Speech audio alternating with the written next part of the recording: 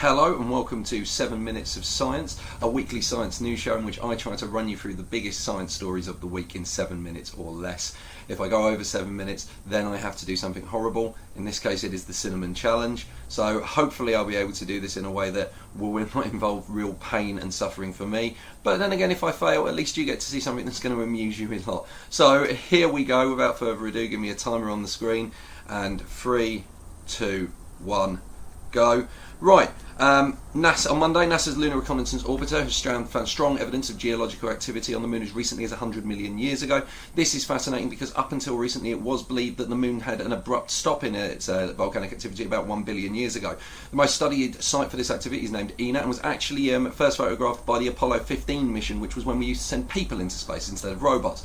This was believed to be unique until research from Arizona State University and West Felicia Wilhelms Universitat spotted a whole bunch more of them on high-resolution pictures from the LRA. So throughout the Cretaceous period, the Moon could well have been bathed in lava. In fact, if there had been two volcanoes in the right places, it could have looked like the Moon from Majora's Mask, which would have been incredible, because the dinosaurs plus Zelda, that's brilliant. It just goes to show that scientific method is providing us with new information into something as old and commonplace as the Moon that's been hanging over us literally the entire time the human race has existed, and we're still finding new information about it. That's fascinating, that's brilliant to me. Right, so on to Tuesday's story. It turns out that plant life absorbs more carbon from the atmosphere than previously thought. A paper published in the Proceedings of the National Academy of Science by a team too numerous to mention here, there will be a link as always down below, points towards a significant flaw in our understanding of plants. So big up for plants. Already they're creating all of the energy pretty much on this planet for everyone and everything to use, but now they're cleaning up after us better than we thought. Anyway, scientists have been specifically studying the way CO2 is taken up by plant life by mesophyll diffusion, which is such a niche area of science it doesn't even have its own Wikipedia page. I'm not saying I get all my information from Wikipedia, but I get about 80% of my information from Wikipedia. So anyway, it's estimated over the last 50 years or so they could have absorbed as much as 16% extra carbon, which is about the amount our predictions of how much carbon there should be in the atmosphere have been off by. So that's a very interesting bit. So really this strengthens the case for global warming from the current state of course it's happening, to sweet Moses on a space hopper. Why are we still arguing about this? Now, you're going to see a long time for this filter up to the top end of the models and everything, because if it does turn out to be a breakthrough, this kind of grassroots science often does take a while to get up to the top level of climate change modelling. So you're not going to see any major changes for a while, but hopefully this will help us explain more information about something that is trying to kill us. That's always going to be good. Like, you'd be less scared of I'd be more scared of vampires if I don't know about their comically long list of weaknesses. Anyway, on to Wednesday. Wednesday was a slow day. Couldn't find a single interesting story to relate to you, so you can imagine joy when very, very late on Wednesday this story crossed my desk. My completely real, not made up at all desk. Lockheed Martin Corp have announced a significant breakthrough in fusion energy. They believe they can have a 100 megawatt reactor that measures only 10 foot by 7 foot up and running in a year. A prototype for a mass-produced model ready in 5 years. Reasons this is incredibly cool.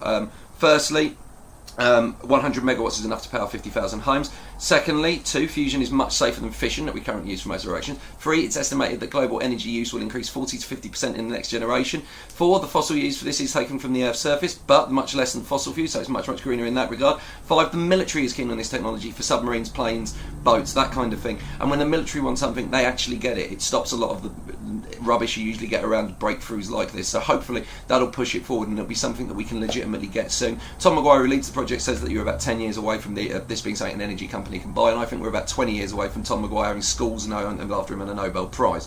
Thursday, one of Saturn's moon is up to something. Well, that might be overdoing it, but the Saturnian, which is a great word and the main reason I chose to cover this story, the moon Mimas has been acting weird. No one from the office has seen him all week, and we suspect trouble at home. But also, Radwan Tejedin from Cornell has noticed its orbit's kind of whack. It's not behaving the way you'd expect it to orbit Saturn.